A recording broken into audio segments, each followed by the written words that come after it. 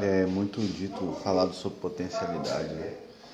E muito debatido sobre o significado da palavra mundo e todos na Bíblia, quando a Bíblia, se tratando de Deus e da obra redentora, nunca fala em termos de potencialidade e em termos de mas sim em termos de eficácia, né? Então, por exemplo, Cristo não é aquele que pode salvar, mas aquele que salva o mundo, né? Cristo é aquele que salva o mundo. É essa ideia de poder salvar, ela vai contra o fluxo da Escritura, né? Porque Cristo não faz uma redenção que pode redimir, ou ele pode salvar o mundo, ou ele fez algo para o mundo, e caso o mundo faça algo de volta, esse mundo é salvo. Não é dito, não está comigo. Não é dito nada disso na Bíblia. É uma leitura forçada do texto por causa da crença no livre-arbítrio. Então, quando você elimina essa parte, ou seja, não há uma tentativa, né, nos atos redentores de Deus, mas há uma eficácia, ou seja, aquilo que Deus fez através de Cristo Jesus é algo feito de fato. Então, você tem uma obra consumada, né, de fato, e não uma chance, né? De fato, existe uma ideia de chance e de potência para aqueles que vivem no mundo, né? Porque se você está no mundo e não é cristão, realmente a sua única chance de se salvar é Cristo, né? Mas, por outro lado, né, nós sabemos que é Deus que concede o arrependimento para as pessoas. Então, a ideia de potência, ela existe na visão humana, né? Mas não no ato redentivo de Deus. E por isso a Escritura, ela deixa de uma maneira ampla essa questão de que ele veio salvar o mundo, mas não deixa o ato redentivo de Deus ser só uma potência ou algo que poderia salvar o mundo, né? Então você percebe isso. Esse é um primeiro ponto. Então, ao invés de debater sobre mundo,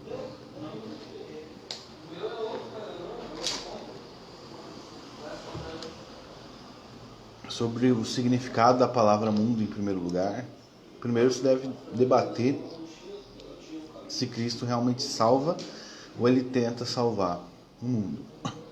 Esse é o ponto nevrálgico da questão, né? Porque se Cristo veio para salvar o mundo e não condenar o mundo, e de fato ele salvou o mundo, não condenou na sua vinda, né, nos seus atos redentores, porque o mundo já estava condenado, então esse mundo que ele veio salvar, ele salva de fato, que ele não veio tentar salvar. A linguagem é bem ampla e parece ambígua, mas mantendo a imutabilidade de Deus e tudo que é revelado na Escritura Sagrada, e a própria linguagem de João ali, que é uma linguagem de efetividade, não de potência. Então você tem um Deus que salva de fato. Depois você tem também, lá em 1 João 2,2, né? Ele é a propiciação pelos nossos pecados, e não somente pelos nossos, mas do mundo inteiro. João mesmo diz que aquele que crê tem a vida, e aquele que não crê não tem a vida, e a ira de Deus sobre ele permanece.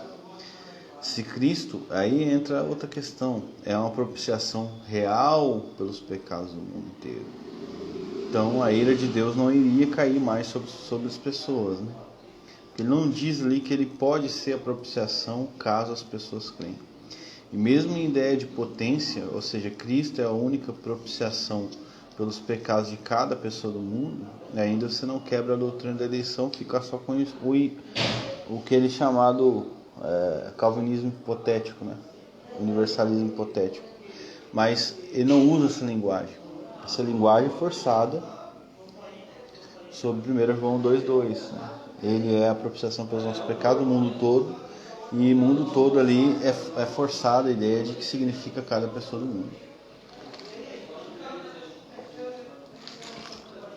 Só que o João nunca usa a linguagem de potência, né? Ele é a propiciação caso as pessoas creem. Aí alguns vão dizer, mas isso é óbvio. Não, não é óbvio. Não é óbvio depois de estabelecido toda a verdade bíblica, né? Toda a coerência da Escritura. Não fica óbvio que ele é a propiciação pelos pecados de cada pessoa do mundo, sem exceção. Isso é forçado sobre o texto. Não se pode interpretar o texto assim por causa da coerência de toda a Escritura. Então, e porque João não usa a linguagem de potência, né? Ele poderia ser a propiciação caso o mundo creia. João não fala isso. Ou ele tentou salvar. Não. Deus enviou seu filho para tentar salvar o mundo. Não. Deus enviou seu filho para salvar o mundo. E ele veio para salvar. Ele diz, eu vim, né? Não para condenar, mas para salvar o mundo. E agora a questão é como ele salva, né? Ele salva os que creem e não condena os que não creem na sua vinda redentora. Por quê? Porque já estão condenados, ele diz. Já estão. Isso também não está falando de metafísica. Veja como a nossa mente ela vai numa direção oposta daquilo que é proposto pelo próprio texto. João não está falando ali que Deus não endurece ninguém, porque o próprio João fala que Deus lançou, segundo o entendimento dos fariseus lá em João 12. Então Jesus não está falando isso, né? O que ele está falando? Que ele, como Filho de Deus encarnado, não tinha uma obra para ser feita para condenar o mundo, porque já estão condenados os seus pecados, né? E estão condenados principalmente porque não creem em nome do Filho de Deus. Então se percebe a linguagem é uma linguagem mais ampla do que se possa imaginar. Eu acho que o foco deveria ser mantido em questão de potência e eficácia ao invés do significado da palavra, né? Porque entendendo a questão de potência e eficácia, ou seja, não é só uma potência, mas é algo que realmente foi efetuado mesmo, ou seja, uma obra concluída, algo feito, então se elimina toda a inconsistência. Então o que vai contra isso é falso, né? Isso aí é algo básico da interpretação bíblica. Mas hoje em dia as pessoas elas preferem não pensar, né?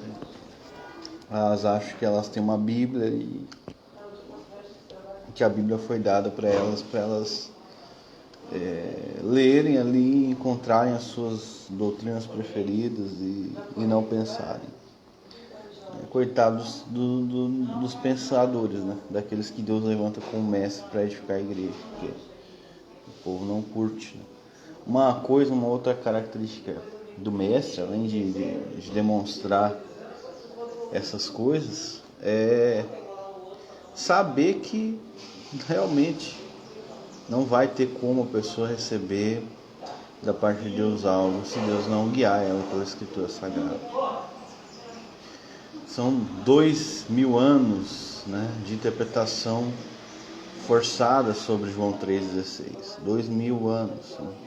Aí vamos tirar aí uns 400 aí da reforma, mas volta aos últimos 100 anos, né?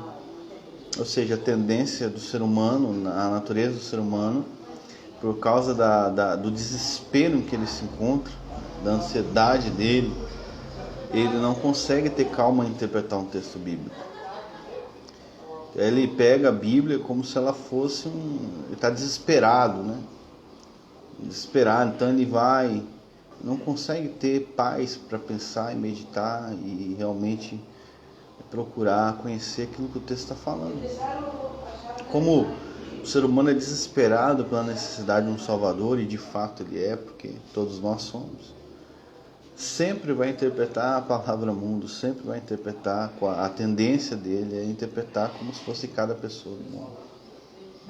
Porque a dúvida, a incredulidade, né? Quem garante que sou eu? Quem garante que esse mundo aqui eu faça parte desse mundo que Jesus veio salvar. Para ele a fé não basta, né? A fé de que ele crê que Jesus é o Salvador dele, que quem garante mesmo é a fé que Deus deu. Aí tu já vê que começa a ficar afunilado aí a questão. Porque se uma pessoa não consegue crer que Cristo morreu por ela, que ela é eleita porque ela crê em Cristo e é eleita, e não consegue crer na expiação definida, ela não está conseguindo vencer uma parede. Então uma parede na frente dela que ela não consegue vencer. Por quê? Porque ela inverteu a situação, né? Ela acha que Cristo morreu para fazer algo para que ela pudesse crer. No caso, para que ela, né, para que ela cresce. Mas Cristo, no caso, para deixar uma potência, né? Mas Cristo morreu para que ela cresce de fato. Não é algo, uma coisa uma tentativa. Esse é o principal foco da expiação definida, é deixar a obra consumada mesmo. Ele morre pelas suas ovelhas, ele morre pela sua igreja, aquilo ali é feito de fato, é definido, ele vem com essa resolução de fazer a vontade do Pai, que é resgatar os eleitos de Deus, entendeu? É racional, ele vem, ele paga o preço por eles, na cruz, substitui eles, os pecados deles, e eles nunca mais vão ser condenados por esses pecados que ele foi punido, nunca mais. Entende? É algo simples, né? Aí a fé é colocada, em vez de ser um meio pelo qual Deus faz com que a pessoa abrace essa salvação definida e feita, ela é colocada como uma possibilidade da pessoa de se colocar dentro dessa obra ou não. E aí que atrapalha todo, porque a Escritura não fala nesse sentido. Ela fala do ponto de vista humano que em Cristo é a única esperança que ele tem de salvação, mas ela não fala que Cristo fez uma obra para poder salvar. Pode ler lá João 3. Ele não vem, Deus enviou seu Filho ao mundo para poder salvar o mundo, ou para tentar salvar o mundo. Não, ele veio para salvar. Ele veio para salvar o mundo. Como ele faz isso? Salvando os que creem. Essa é a resolução dele. Esse é o mundo que ele vem salvar. Ele salva de fato o mundo, salvando os que creem. Não veio tentar, não veio fazer uma oferta, uma obra que pode salvar o mundo, mas uma obra que salva o mundo, salvando os que creem. Então é aí que está, né? Exatamente. Não é fácil, né? Não é fácil a pessoa crer na expiação definida. Principalmente cheio de pressupostos, né? Cheio de pressupostos. Muitos, né, que nós fomos absorvendo aí no decorrer dos anos. As pessoas não têm interesse de entender a Bíblia, né? Elas têm interesse só de falar ali. Então a pessoa vai para o meio da rua e começa a pregar que Deus amou o mundo. Deus amou o mundo, Deus ama você, né? Deus amou você e enviou Jesus, né, para salvar a sua vida. Agora você tem que entender também, e aí quebra toda a robustez teológica. Aí o cara arrebenta. Porque o Espírito Santo pega essa proposição, a pessoa está pregando ali, está pregando um evangelho generalizado da maneira que ela entende, e ela está dizendo, Cristo morreu por você, e a pessoa crê e se arrepende dos seus pecados e realmente é salva. E aí o que você vai fazer? É dizer para ela não pregar. Entende? Deus não tem, por mais que o homem tenha limitações no seu entendimento, Deus não tem limitações. Deus não tem limitações de salvar alguém. Deus é muito gracioso. A pessoa está ali, está pregando, realmente Jesus morreu por ti, e a pessoa crê, porque realmente ela é eleita, e crê e se arrepende. E aí o que tu vai fazer? Vai proibir a pessoa de pregar? Sendo que a maioria dos calvinistas estão sentados aí e não faz nada? Não, eu não vou proibir. Então, irmãos, é isso aí. Fique na paz, que Deus abençoe vocês. Eu vou trabalhar.